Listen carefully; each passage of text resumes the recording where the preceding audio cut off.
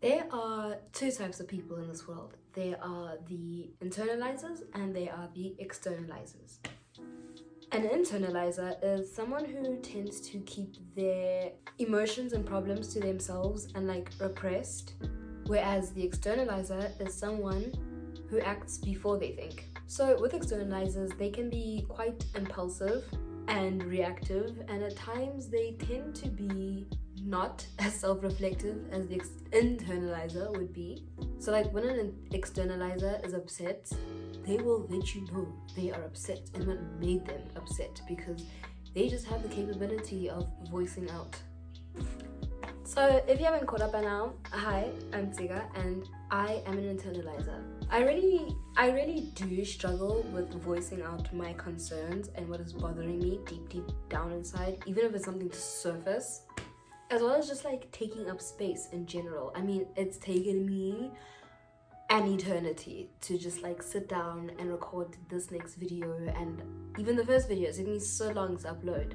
So the reason why I am making this video is to remind you, my fellow internalizer, that you are not a dump site. As internalizers, we tend to like struggle keeping a balance between taking care of the needs of others as well as taking care of the needs of us, like taking care of our own needs, taking care of our own needs. And also the fact that I've come to discover that, I don't know about you, but like in general, internalizers have this tendency of wooing people, wooing people into liking us, loving us, or even tolerating us. And that's not an amazing mentality to have. Because we tend to put ourselves in these situations where, we tend to find ourselves in these situations where we present our full selves, and then we just end up doing it for our entire lives.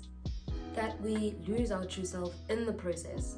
I'll be honest, I don't know what my true self is, and hopefully with this channel, when I begin to upload consistently, eventually, I'll discover who I am and who I am at the core. Characteristics of an internalizer. So internalizers are quite self-reflecting problem solvers. We're quite sensitive to the environment and the people that are around us. We are competent people, quite anxious, and we tend to suffer from the crippling guilt of not being able to please others the way we hope to. And did I mention the also self-sacrificing, to the point where we begin to resent the people who we gave up parts of ourselves for? Well, newsflash, baby, they didn't ask for that. You were doing it out of the goodness of your heart. So, stop that narrative, set boundaries for yourself for the betterment of yourself. Because internalizers are such givers, we often find ourselves in situations where we have relations with takers. And over time, whether it be subconsciously or consciously, we do build up resentment to those people who expected to be at the center of our universe. And then we just emotionally withdraw ourselves from them, and we just stop being at their beck and call. And we begin to assert ourselves more and more, whether we realize it or not. And so then there just becomes this whole big shift / like dynamic in the relationship, and no one knows what to do anymore. And as internalizers, we are so sensitive to the emotions and well-being in general of others that we just subconsciously attune ourselves to their needs.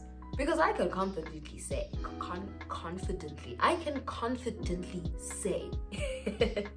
that the majority of us grew up in households with toxic parents, siblings, caregivers, nannies, etc. So from a young age, we just learned that we need to be everything and anything for people around us, like within our power, and just give whatever it is that person wants, so as not to get into any trouble. Because issues and discomfort in others, it would literally make me want to call out my skin.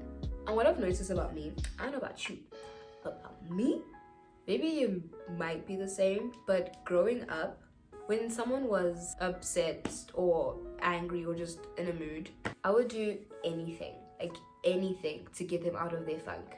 Because not only did their mood and the hostile environment make me that uncomfortable, I just felt like it was my responsibility to cheer someone up.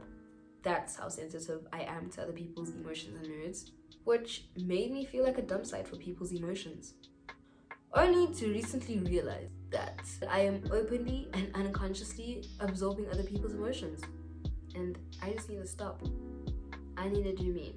I need to go out there and do whatever it is that I want to do, say whatever it is that's on my chest, and just know that at least I got it out, at least I don't have any regrets, at least whatever, because at the end of the day, you and I deserve to be heard. We exist, our existence is valid. I know I may not know you and you may not know me, but at the end of the day, I still love you.